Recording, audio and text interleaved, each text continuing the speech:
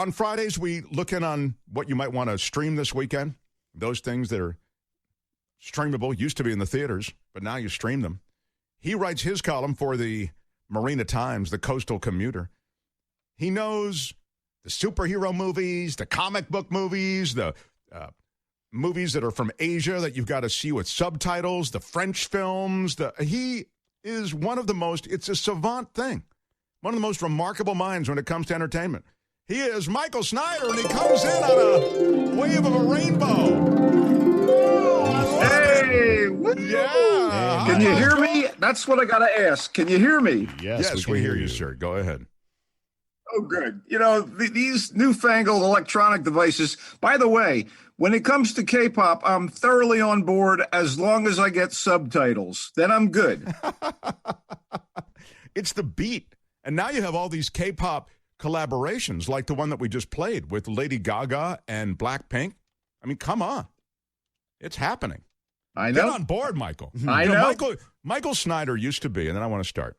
And we got that digital delay because he's zooming in or whatever it is. Mm-hmm. But Michael Snyder used to be one of those DJs who played at, did you play at the Club DNA or DV8 or one of those places in South of Market? I was DJ Mike the Knife at the DNA Lounge for, a decade, roughly. Yeah. So people would go up to him and he's, and want him to play various tracks, Yeah. And Michael was one of those guys who's like way into his thing and like he was an artist. And you couldn't interrupt him. He was not like the genial guy going, yeah, I'll do my best to try to get that to you. No, he was into his thing. He was just listening out of one ear, and then he was focusing on his music in the other. And it was wild to watch you work. I went down there and hung around the DJ booth one night. It was crazy. Oh, that is so fun. Was that the genre of modern rock, or was it a various mixture of music?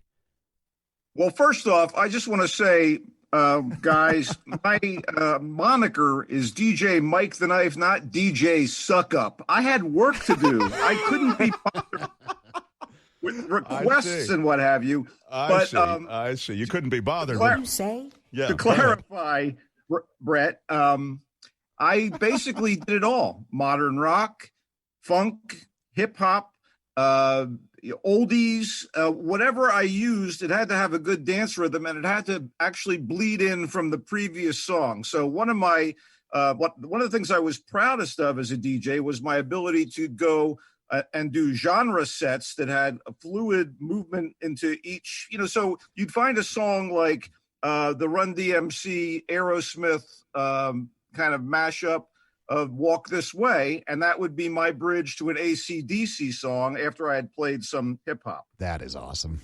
He was great. I mean, it's such an eclectic mix. Really a talented guy. Yeah. So that's not fake. That's real. Yes, that's Dr. Fauci thinks it's good too. Michael, we've taken most of our time. So listen, thank you for joining us.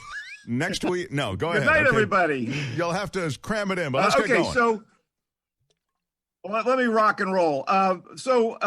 Let's get first to what's new today. The Dig is a masterpiece theater-y drama set during 1939 in the English countryside, Sussex to be precise, shortly before the UK was pulled into World War II. Sounds like it might be a bit dreary, I know, but it's actually kind of uplifting, having been inspired by the real story of self-taught excavator Basil Brown, who was invited by, and this is a real name, I think, Edith Pretty, the wealthy widowed owner of the Sutton Hoo estate, to check out what might be something of great archaeological importance on her land.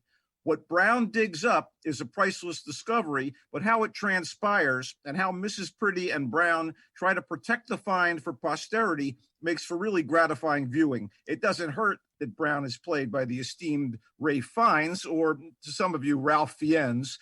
This is the actor that's known these days as Harry Potter's nemesis Voldemort or James Bond's boss M, but who is as versatile and committed to even a low-key role like this as he ever is.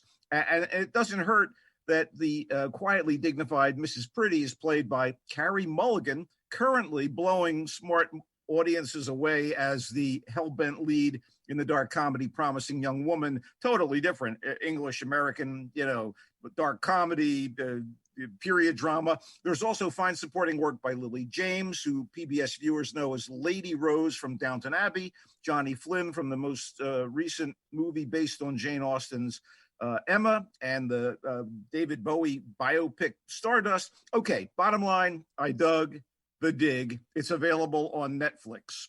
Okay.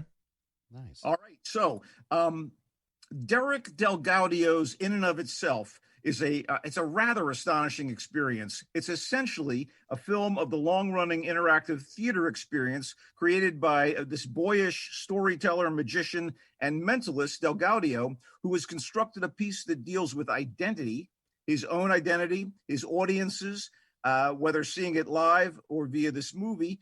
And like the stage show that ran for over 500 performances, this is directed by Frank Oz. That's right, the voice of Yoda, Miss Piggy, the director of many terrific films in the past, and he was enchanted by this thing and mounted it with DelGaudio and has done the film. I'll just say that it was surprising, engaging, and sneaky in how it elicits like genuine emotion with its revelations. There are a few intercuts from various performances other than the main one that serves as the bulk of the film, and they're included for good reason. It creeps up on you, but in and of itself will pay off your patience. It's available on Hulu. And finally, I got to talk about the White Tiger. Let me just stop you for 1 second. I know so I'll just give you 30 seconds. I saw this show in person, the Derek DelGaudio show, and it is astounding. I mean, I would see it every night. It takes your breath away in every way, and I'm looking forward to seeing this. And you're saying that it does come across on some level when you see it in this form as a movie. Yeah. Absolutely. I was in and of itself fantastic. I had never seen the live show. Anyway, I want to wrap up with The White Tiger, which is a canny adaptation of the novel of the same name with a career-making performance by lead actor Adarsh Gaurav. He portrays Balram, who is a low-caste villager who decides to pull himself out of the poverty he believes his peers are condemned to accept. So he gets a job driving the young, handsome heir of a wealthy, corrupt businessman and the son's Americanized wife. The husband and wife, Ashok and Pinky, they're somewhat forward-thinking, and they're also somewhat heedless and entitled, and they're very well played by Rajkumar Rao and, as Pinky, Priyanka Chopra Jonas.